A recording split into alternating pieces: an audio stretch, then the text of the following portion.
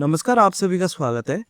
तो हमने जो सीरीज़ स्टार्ट करा था इंटरनेशनल पॉलिटिकल इकोनॉमी, इस सीरीज़ का हमने फर्स्ट लेक्चर कर लिया जिसमें हमने इसके कॉन्सेप्ट, इस पेपर का क्या उद्देश्य है, क्या लर्निंग आउटकम रहेगा, ये सब चीज़ों को हमने जाना। तो लास्ट में हमने इनके आयामों के बारे में हमने चर्चा करी थी कि जो आईपीई है यानी इंटरनेशनल पॉलिटिकल इकोनॉमी है, उसके 3 डायमेंशन हैं।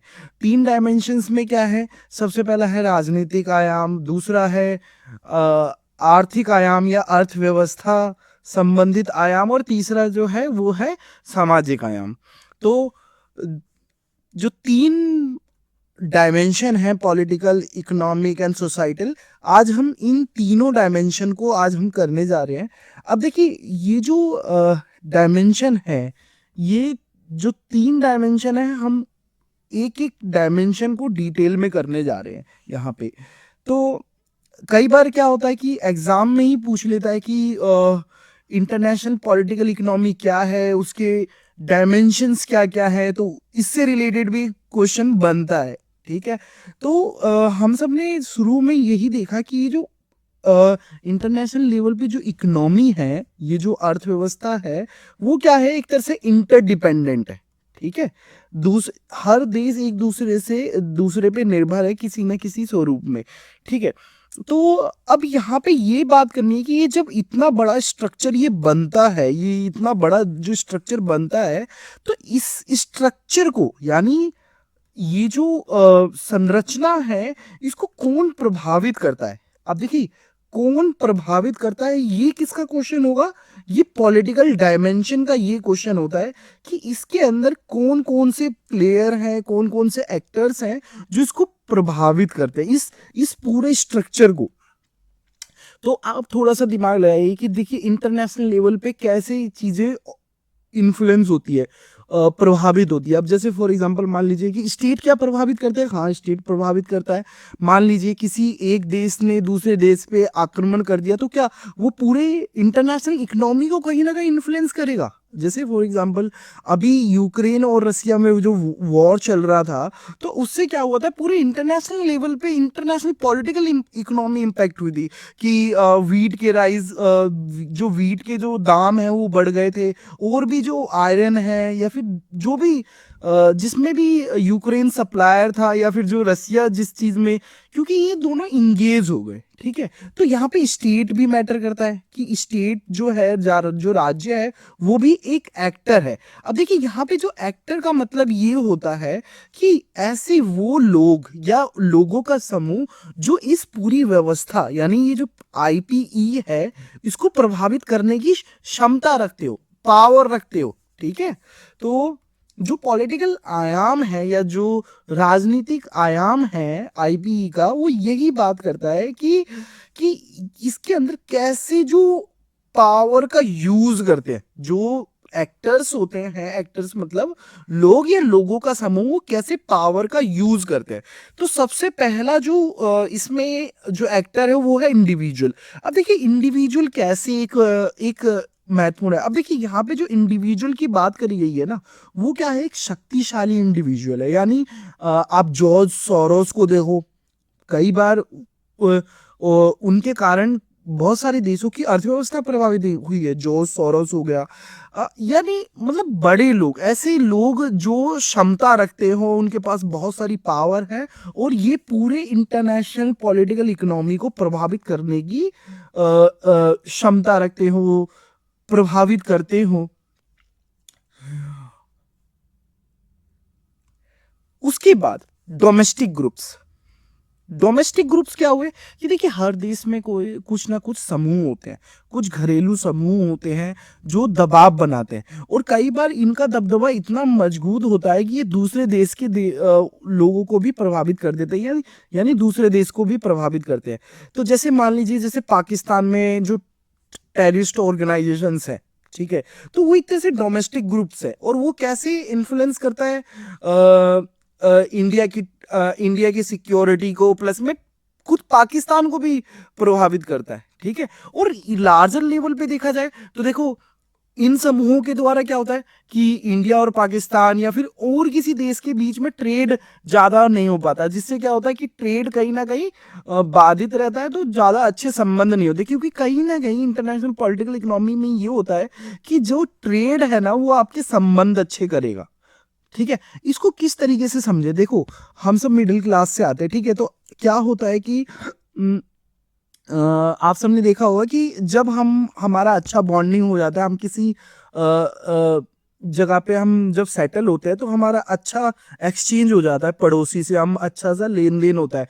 तो लेन देन जब इतना अच्छा होने लगता है कि कई बार वो हमारे घर पे आ जाते हैं, कभी हम चले जाते हैं, कई कुछ सामान हम उनसे मांग लेते हैं, कभी हम उनको अपना सामान, तो जो जैसे जैसे ये एक्सचेंज लेवल बढ़ता है तो हमारा क्या होता है, ट्रस्ट लेवल भी बढ़ता है। तो ये जो डोमेस्टिक ग्रुप्स है ना, कई बार ये जो इकोनॉमी है दो स्टेट्स की, उसको कहीं ना कहीं ये प्रभावित करते हैं। ठीक है, तो यहाँ पे ये जो डोमेस्टिक एक्टर्स हैं या ग्रुप्स हैं, ये भी प्रभावित करते हैं अपने पावर का यूज करके कि ये जो बड़ा जो एक्सचेंज मॉडल है आईपी के अंदर, वो ठीक से हो पाए या नहीं हो पाए, तो ये एक दबदबा बना के रखते हैं। ठीक है, फिर तीसरे पे आता है states. State as a actor भी ये इन्फ्लुएंस करता है। देखिए जैसे कि अभी इंडिया और कनाडा के बीच में संबंध जो है, ठीक है, कहीं ना कहीं स्टेट भी इन्वॉल्व हो जाता है उनके राष्ट्रपति के साथ साथ। ठीक है, तो ये क्या होता है कि ये जब पावर का यूज करते हैं तो दोनों देशों की अर्थव्यवस्था और इंटरनेशनल लेवल पे भी कहीं ना कहीं हड़बड़ या हलचल मचती है। ठीक है, फिर आती है इंटरनेशनल ऑर्गेनाइजेशन। देखिए इंटरनेशनल ऑर्गेनाइजेशन मतलब जो ऐसी ऑर्गेनाइजेशन जो हर देश में, लगभग ज्यादा देशों में पाई जाती है, जैसे एमिनिटी हो गया। ठीक है, और भी जो ऑर्गेनाइजेशंस हैं, चाहे अ,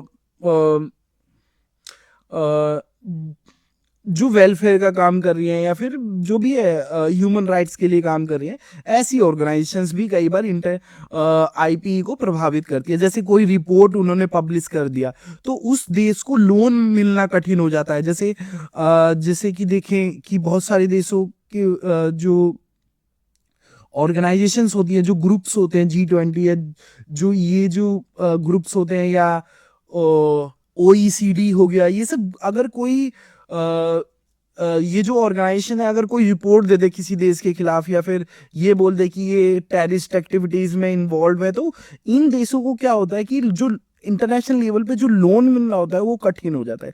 तो जब ये इंटरनेशनल ऑर्गेनाइजेशंस भी जब पावर का यूज करती हैं तो कहीं ना कहीं ये प्रभावित करती हैं पूरे पॉलिटिकल इकोनॉमी को।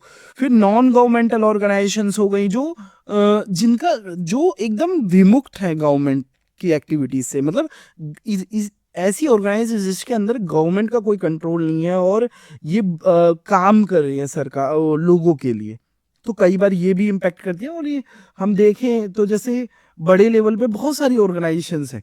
ठीक है, फिर आ जाता है हमारा ट्रांसनेशनल कॉरपोरेशंस। जैसे बड़ी बड़ी कंपनियां भी कई बार, जैसे मैकडोनल्ड्स हो गई, कोका कोला हो गई, पेप्सी हो गई, गूगल हो गया, फेसबुक हो गया, ये भी कई बार प्रभावित करते हैं। ठीक है, तो यहाँ पे हमने समझा क्या कि जो पॉलिटिकल डायमेंशन है वो ये बात कर रहा है कि ये जितने भी एक्टर्स हैं, ये जितने भी अभिनेता हैं, ये किस तरीके से पावर का यूज करते हैं, इसके बारे में बात करता है कि ये पावर को यूज कैसे करते हैं। ठीक है,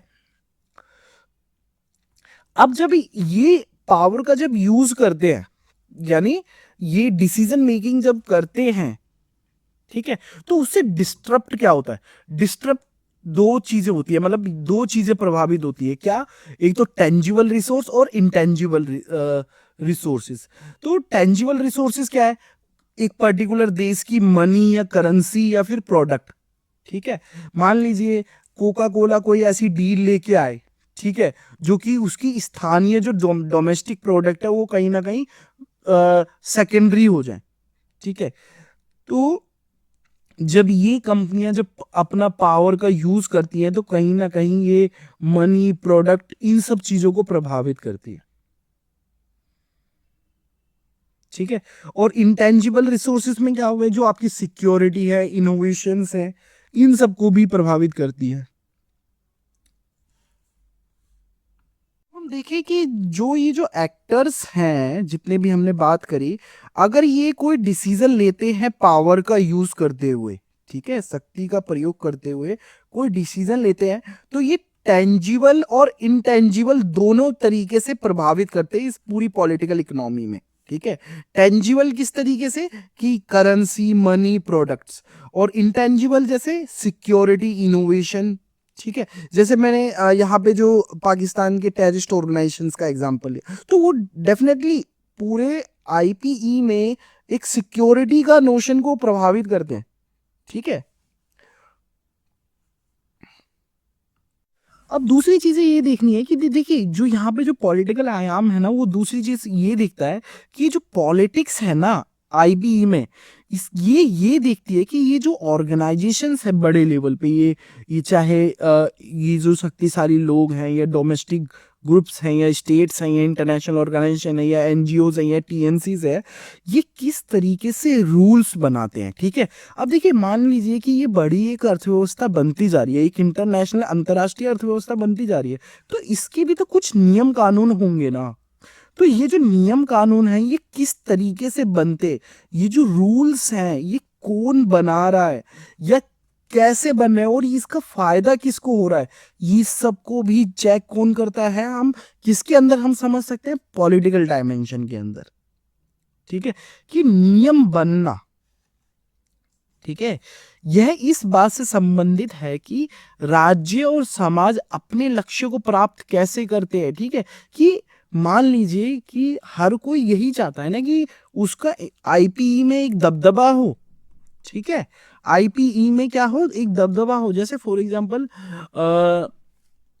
अभी एग्जांपल ले लो आर्टिफिशियल इंटेलिजेंस का। तो आर्टिफिशियल इंटेलिजेंस जो एक नया एक एक बदलाव लेके आया पूरे इंटरनेशनल लेवल पे, तो हर कोई चाहता है ना कि इस टेक्नोलॉजी पे हम मास्टर कर लें। ठीक है, मास्टरी कर लें। तो इधर अमेरिका भी चाहता है, चाइना भी चाहता है, इंडिया भी चाहता है, यूरोप भी चाहता है। ठीक है, तो ऐसे रूल्स बनाना जिससे कि इसका जो फायदा है वो उस देश को मिले, तो वो जो रूल मेकिंग प्रोसेस है उसको समझने का भी प्रयास करता है कि कैसे ये रूल्स बनते हैं और ये कैसे लोगों को उन देश को कैसे फायदा पहुंचाते हैं अपने उद्देश्यों को प्राप्त करने के लिए। और जो दूसरा जो पॉलिटिक्स जो आईपी में इन्वॉल्व होती है, वो डिफाइन करने के लिए होती है कि जो पब्लिक और प्राइवेट इंस्टीट्यूशंस हैं वो अपनी अथॉरिटी के साथ कैसे अपने अलग अलग जो उद्देश्य हैं उसको कैसे आगे बढ़ाते हैं या आगे ले जाते हैं, इसको डिफाइन करती है। ठीक है, आईपी जैसे जो पब्लिक जो इंस्टीट्यूशंस हैं और जो प्राइवेट इंस्टीट्यूशंस हैं, ये कैसे अपनी अथॉरिटी के साथ अपने आगे के जो हित होते हैं वो बढ़ाती है। ये दो चीज़ें। ठीक है, पहला रूल मेकिंग और दूसरा कैसे इन दोनों इंस्टीट्यूशन के पास जो अथॉरिटी है उसके माध्यम से ही कैसे अपने अलग अलग जो गोल्स हैं उनको पूरा करते हैं। अब देखिए जो दूसरा जो आयाम है जिसे हम आर्थिक आयाम भी कह सकते हैं या अर्थव्यवस्था से संबंधित आयाम भी कह सकते हैं। अब ये जो आयाम है ना, ये हमारा अलग और हमारा ध्यान केंद्रित करता है। ये जो फोकस करता है कि कैसे जो स्केयर रिसोर्सेज है वो किस तरीके से मार्केट के अंदर डिस्ट्रीब्यूटेड है among individual groups and nation state. कि ये देखना कि इस पूरी व्यवस्था के अंदर इधर ये नहीं देखना कि पावर का कैसे यूज हो रहा है, नहीं, जो रिसोर्सेज हैं, जो जो संसाधन है, जो सीमित संसाधन है, वो किस तरीके से लोगों के बीच में विभाजित है। अब वो कौन से लोगों के बीच में, सबसे पहला व्यक्ति, दूसरा देखे तो ग्रुप्स, और तीसरा जो हो गया वो नेशन स्टेट्स। फिर ये बात करता, तो जो इसका जो मेन जो केंद्र बिंदु है वो ये देखना है कि कैसे आईपी के अंदर जो संसाधन है उसका कैसे बंटवारा, मतलब यानी संसाधन के बंटवारे को ध्यान केंद्रित रखना है। संसाधन का बंटवारा। ठीक है, बंटवारा। अब ये बात करते हैं कि देखिए जो मॉडर्न जो मार्केट है ना, जैसे कि हम सब भी देखते हैं कि ये तो एक तो फिजिकली तो दिखता ही है कि हाँ यहाँ पे आप चांदनी चौक मार्केट हो गई, ये जो फिजिकल मार्केट है जो हमें दिखाई दे रही है, मगर साथ साथ जो मॉडर्न मार्केट है वो ऑनलाइन भी है। जो आपका अमेजोन हो गया, वो फ्लिपकार्ट हो गया, यहाँ से भी आप सब खरीदते हैं, ठीक है। जो मार्केट है वो ये भी अपने आप में अपने आप को संरचित करता है कि कौन कौन सी डिमांड है, कौन कौन सी सप्लाई है, यानी जो driving force shape human behaviour, ठीक है, कि कौन कौन सी जो डिमांडें हैं जिस जो हम यहाँ पे उपलब्ध कराएं, और कौन कौन सी डिमांडें हैं जो यहाँ पे उपलब्ध नहीं है, कहीं और चलती है। तो इन सब चीजों को भी ध्यान में रखा जाता है मॉडर्न मार्केट में। इस तरीके से संसाधनों का बंटवारा भी होता है कई बार। तीसरा क्या है कि जो ट्रांजैक्शन है, यानी जो एक्सचेंज है, वो क्या है, वो एक ग्लोबल नेटवर्क के द्वारा होता है। तो जैसे अगर हम बात करें तो जो जैसे मार्केट में हम खरीदते हैं तो वीजा का कार्ड यूज करते हैं, कई बार रुपए का कार्ड यूज करते हैं। तो जो नेटवर्क है ट्रांजैक्शन का, वो क्या है, ग्लोबल है। और ये क्या है, पूरे पूरा का पूरा ये क्या कोऑर्डिनेट करता है, पूरी की पूरी इकोनॉमिक एक्टिविटी अपने आप में एक कोऑर्डिनेट करता है, ठीक है। तो ये जो मॉडर्न मार्केट का फिनोमिना है, इसको भी ध्यान रखना है, ठीक है। फिर आते हैं हम चार्ल्स लिडलॉम के पर्सपेक्टिव पे, ठीक है। तो चार्ल्स लिडलॉम है कौन, ये एक थिंकर है, ठीक है। और इन्होंने ये इकोनॉमी के बारे में हमारा ध्यान केंद्रित करा है कि इकोनॉमी क्या होती है, ठीक है। तो इन्होंने जो इकोनॉमी को डिफाइन करा, चार्ल्स लिडलॉम ने, वो बोला कि economy is a system of coordinating social behaviour, यानी अर्थव्यवस्था सामाजिक व्यवहार के समन्वय के लिए एक प्रणाली है, ठीक है।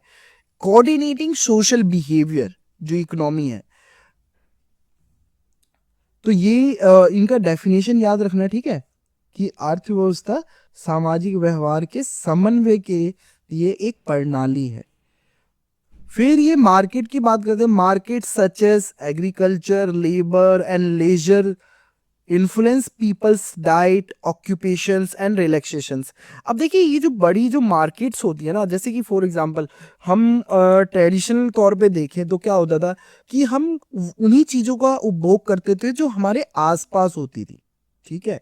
मगर जब ये जो मॉडर्न मार्केट का फिनोमिना आया, जो कि हमने इस वाले पॉइंट में बात करता है, ड्राइविंग फोर्स, तो इसमें क्या हुआ है कि हमारे लिए पूरी एक इंटरनेशनल खुल गया, ठीक है। तो अब जो हमारा जो डाइट है, जो हमारा काम करना है, ऑक्यूपेशन है, वो सब क्या हो रहा है, प्रभावित हो रहा है मार्केट से, ठीक है। यानी मार्केट शेप कर रहा है। फिर ये लास्ट बोलते हैं कि जो मार्केट है ना, वो किस तरीके से फंक्शन करता है। Market functions as coordination without a coordinator, यानी मार्केट एक्सचेंज कर रहा है, मगर इस एक्सचेंज को करवाने वाला खुद मार्केट है, ठीक है। यानी एक चेन सिस्टम में हर एक कड़ी क्या है, खुद कनेक्ट भी करती है और साथ में कोऑर्डिनेट भी करती है, ठीक है। यानी इसको कोई दे मार्केट अपने आप चल रहा है एक तरीके से, ठीक है। कोई कोऑर्डिनेटर नहीं है, मगर कोऑर्डिनेशन चल रहा है। इस वाले आयाम में हमने यही देखा कि संसाधनों का बंटवारा जो है वो वैश्विक स्तर पे किस तरीके से हो रहा है, क्योंकि अब मॉडर्न मार्केट का फिनोमिना है। तो जो डिमांड और सप्लाई है वो ग्लोबल हो चुका है, ठीक है। कोई केंद्रित नहीं है लोकल लेवल पे। हम ऑर्डर भी करते हैं तो इंटरनेशनल स्तर पे करते हैं, जब हम ट्रांजैक्शन करते हैं तो वो भी हम ग्लोबल नेटवर्क्स का यूज करते हैं। फिर आगे जाके जो चार्ल्स लिडलॉम है, वो अलग तरीके से अपना पर्सपेक्टिव रखते हैं कि जो इकोनॉमी है वो क्या है, system for coordinating social behaviour है, यानी कि आपका जो समाज का जो व्यवहार है ना, उसको कोऑर्डिनेट करता है, ठीक है। यानी जो समाज की क्या मांग है, क्या क्या महत्वाकांक्षा है, क्या डिमांड है, क्या उसे खरीदना है, उसे कन्वे करता है इकोनॉमी में। वो इकोनॉमी बताती है कि इस समाज का ये डिमांड है, ठीक है। और लगभग ये कई बार अगर आप छोटे स्तर पे भी देखें तो हर कोई दुकानदार ये बताता है कि मेरे एरिया में ये ज्यादा चीजें बिकती हैं। तो यही तो बता रहा है कि इस पर्टिकुलर एरिया के अंदर जो व्यवहार है लोगों का, वो ये सामान खरीदने का है, ठीक है। इस तरीके से डिफाइन करा है चार्ल्स लिंडब्लॉम ने। फिर जो तीसरा जो आयाम है वो है सामाजिक, ठीक है। आप अगर देखोगे ना तो ये जो सोसाइटल डायमेंशन है ना, वो ये बात करता है कि ये जो देखो जो स्टेट है ना और मार्केट, ये दोनों अपने आप में एग्जिट नहीं करते, बल्कि ये कहाँ एग्जिट करते हैं, एक समाज के अंदर एग्जिस्ट करते हैं। यानी देखिए जो स्टेट है और जो उसकी मार्केट है, ठीक है, तो ये सब किसके अंदर करते हैं मोम, ये एक समाज के अंदर करते हैं, एक सोसाइटी के अंदर करते हैं। तो अगर हम बात करें कि ये जो हम बात करें बड़ी पॉलिटिकल इकोनॉमी की, इंटरनेशनल पॉलिटिक्स, तो ये भी क्या है, एक बड़ी सोशल एक फिनोमिना है, ठीक है। क्योंकि आफ्टर ऑल अगर हम बात देखें ध्यान से तो ये जो एग्जिस्ट कर रही है आईपी, ये भी तो एक वर्ल्ड लेवल पे एक सोसाइटल डायमेंशन के अंदर ही तो एग्जिस्ट कर रही है, ठीक है। तो ये इस ओर हमारा ध्यान आकर्षित करते हैं कि states and markets do not exist in a social vacuum, कि ये अलग अलग नहीं एग्जिस्ट करते बल्कि एक साथ मौजूद होते हैं, ठीक है। Multiple social group within states share identities based on tribal ties, ethnicity, religion और gender, ठीक है। राज्यों के भीतर कई सामाजिक समूह होते हैं, जैसे तो ये जो समाज से ही तो ये मार्केट भी बना है और स्टेट भी बना है। तो ये कह रहा है कि हमें इस सोशल एस्पेक्ट्स को समझने की जरूरत है। हम क्या कर रहे हैं अब, जैसे इस डिसिप्लिन का उद्देश्य क्या है, कि ये क्या कह रहा है कि पॉलिटिकल साइंस, ठीक है, जिसमें आईआर हम पढ़ते हैं, पॉलिटिकल साइंस, और इकोनॉमिक्स जिसमें हम केवल इकोनॉमिक्स पढ़ते हैं, तो ये जो है ना इंटरनेशनल लेवल पे चीजों को जो समझाने की कोशिश कर रहे हैं, तो ये अपने अपने तरीके से कर रहे हैं, ठीक है। और साथ में जो सोशियोलॉजी है वो भी अपने तरीके से चीजों को समझा रहा है। मगर इस पेपर का जो उद्देश्य है, ये तीनों में इंटरकनेक्ट करके चीजों को समझाने की कोशिश करना है, ठीक है। तो फिर ये बात करते हैं कि जो आईपीई है ना, वो क्या सोसाइटी से अलग है, इंटरनेशनल सोसाइटी से अलग है? नहीं, जो आईपीई है वो भी इंटरनेशनल बड़ी सोसाइटी के अंदर ही एग्जिस्ट करता है, वो अलग नहीं है। फिर ये बात करते हैं कि देखिए बहुत सारे सोशल ग्रुप एग्जिस्ट करते हैं हर स्टेट में, जैसे कि हमने बात करा था कि हर देश में कोई ना कोई सोशल ग्रुप है, ट्राइबल ग्रुप है, एथनिसिटी ग्रुप है, रिलीजन ग्रुप है, जेंडर ग्रुप है, ठीक है। फिर जो ट्रांसनेशनल जो ग्रुप्स हैं उनका इंटरेस्ट क्या होता है कि हम अपनी संस्कृति को दूसरे तक पहुंचाएं, ठीक है। तो जैसे फॉर एग्जांपल अगर हम ध्यान से देखें तो चल क्या रहा है इंटरनेशनल लेवल पे, ये जो ब्लैक जीन्स वाला है या बर्गर खाने वाला है या फिर जो फ्रेंच फ्राइज है, तो हर देश क्या चाह रहा है कि अपनी समाज अपनी सोसाइटी का प्रोडक्ट वो सामने रखे। इंडिया जैसे अपने योग को प्रमोट करता है, योग को, ठीक है, योग को प्रमोट करता है, ठीक है। तो यही चीज है कि हर सोसाइटी इंटरनेशनल लेवल पे क्या चाह रही है कि वो अपनी सोशल वैल्यूज, अपने कल्चरल फिनोमिना को आगे रखे, ठीक है।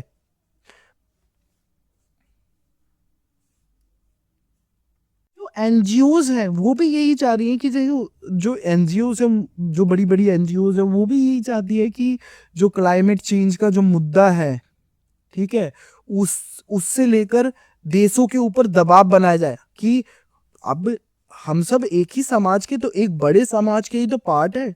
तो अगर ये अमेरिका चाहेगा कि नहीं हम क्लाइमेट चेंज पे ध्यान नहीं देंगे, तो क्या ये पॉसिबल है? नहीं। इसको भी क्या करेंगे, जो बाकी जो प्लेयर्स हैं वो बोलेंगे कि नहीं आप भी ज्वाइन करो अमेरिका, ठीक है।